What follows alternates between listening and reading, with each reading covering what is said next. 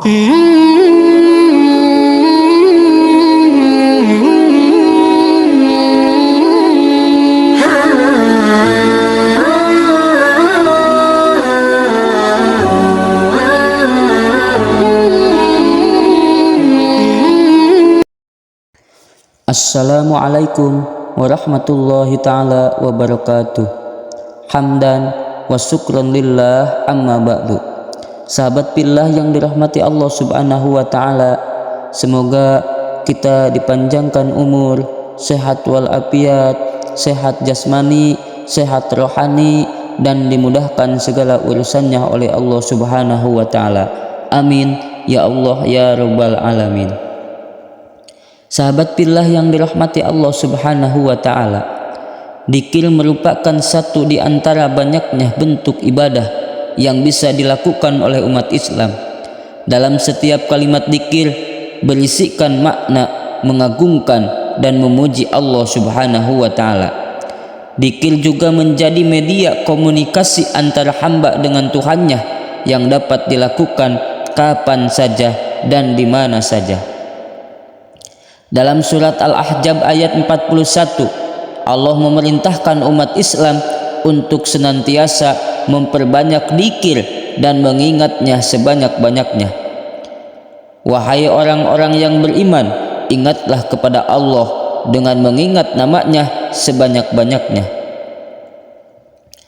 Berzikir kepada Allah mampu membersihkan hati dari penyakit-penyakit hati, membersihkan jiwa, menganugerahkan keamanan, ketenangan, keridhaan, kebahagiaan, kedamaian, serta optimisme dalam menjalani kehidupan.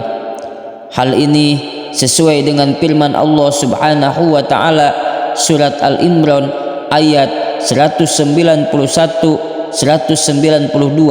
yang artinya, orang-orang yang mengingat Allah sambil berdiri atau duduk atau dalam keadaan berbaring, dan mereka memikirkan tentang pencipta langit dan bumi seraya berkata, ya Tuhan kami, tiadalah Engkau menciptakan ini dengan sia-sia, maha suci Engkau, maka peliharalah kami dari siksa neraka.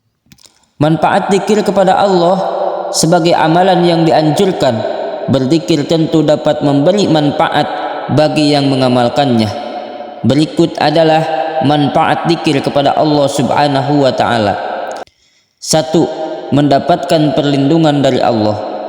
Orang yang senantiasa memuji kebesaran Allah subhanahu wa ta'ala akan selalu dilindungi dari keburukan. Dzikir juga dapat membuka pintu keselamatan di dunia dan akhirat. Barang siapa yang mengucapkan dzikir ini di sore hari sebanyak 3 kali, maka ia tidak akan mendapatkan bahaya racun di malam tersebut. Mana dzikirnya? Yaitu ya Allah, ya Allah, ya Allah. Yang kedua, sebagai pembersih jiwa. Berzikir kepada Allah subhanahu wa ta'ala dapat membersihkan hati dan jiwa seorang muslim. Semakin bersih hati dan jiwa seseorang, maka semakin jauh pula ia dari siksa neraka. Sesungguhnya bagi setiap segala sesuatu itu ada alat pembersihnya, dan sesungguhnya alat pembersih hati jiwa adalah dzikir kepada Allah, dan tidak ada sesuatu yang lebih dapat menyelamatkan dari siksa Allah daripada dzikrullah. Yang ketiga, mendapat pahala besar. Keutamaan lain dari berzikir kepada Allah yakni akan diampuni dosa-dosanya dan memperoleh pahala yang sangat besar. Allah subhanahu wa ta'ala berfirman yang artinya, orang-orang yang banyak berzikir kepada Allah, lelaki maupun perempuan, maka Allah sediakan untuk mereka ampunan dan pahala yang sangat besar.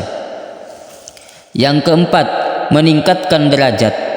Meski sederhana, berzikir kepada Allah subhanahu wa ta'ala mampu mengangkat derajat seseorang. Rasulullah SAW bersabda kepada para sahabat, maukah aku beritahu tentang suatu amal yang paling baik, paling suci di sisi Tuhan, yang mampu meningkatkan derajat lebih dari memberi sedekah emas dan perak, bahkan lebih baik daripada bertempur dengan musuh, yaitu dzikir kepada Allah Subhanahu wa taala. 5. Menurunkan rahmat Allah. Berzikir akan mendapatkan rahmat dan berkah dari Allah Subhanahu wa taala. Ia juga akan dibanggakan Allah kepada para malaikat. Rasulullah sallallahu alaihi wasallam bersabda, orang-orang yang duduk untuk berzikir, maka malaikat mengitari mereka. Allah melimpahkan rahmatnya, dan Allah juga menyebut membanggakan mereka kepada para malaikat di sekitarnya. 6. Melunakkan hati. Dijelaskan oleh seorang ahli hadis bernama Al-Hakim Abu Muhammad At-Tirmidzi berkata, zikir kepada Allah bisa membasahi hati dan melunakkannya. Sebaliknya, bila hati kosong dari zikir, ia akan menjadi panas oleh dorongan nafsu dan api syahwat, sehingga hatinya menjadi kering dan keras. Anggota badannya pun menjadi sulit, menolak untuk diajak taat kepada Allah. Yang ketujuh, membersihkan hati yang berkarat. Segala sesuatu yang berkarat pasti sudah tidak sehat. Begitu juga dengan hati. Ketika hati berkarat, artinya sudah tidak sehat dan menyimpan banyak penyakit hati. Untuk membersihkan hati yang berkarat ini dapat dilakukan dengan cara bertaubat dan beristighfar. Yang kedelapan, semakin tunduk kepada Allah. Membuahkan ketundukan yaitu berupa kepasrahan diri kepada Allah dan kembali kepadanya. Selagi seseorang lebih banyak kembali kepada Allah dengan cara menyebut asma-Nya, maka dalam keadaan seperti apapun dia akan kembali kepada Allah dengan hatinya, sehingga Allah menjadi tempat mengadu dan tempat kembali. Kebahagiaan dan kesenangannya tempat bergantung tatkala senang dan mendapat bencana atau musibah. Sahabat billah yang dirahmati Allah Subhanahu wa taala, mungkin itu saja yang bisa saya sampaikan mengenai tentang manfaat zikir kepada Allah Subhanahu wa taala. Semoga bermanfaat. Wallahu a'lam bissawab.